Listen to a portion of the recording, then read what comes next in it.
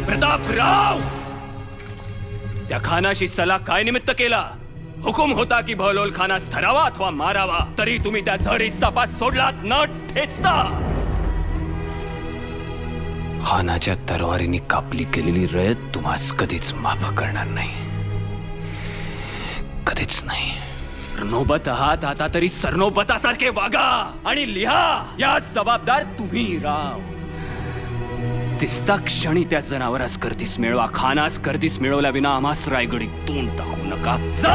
राजांचे हे विखारी शब्द स्वाभिमानी प्रतापरावांचं काळीत चिरत गेले आणि दुखावलेले प्रतापराव कुठलाही विचार न करता अवघे 6 सरदार घेऊन बहलोल खानाच्या दिशेनं निघाले.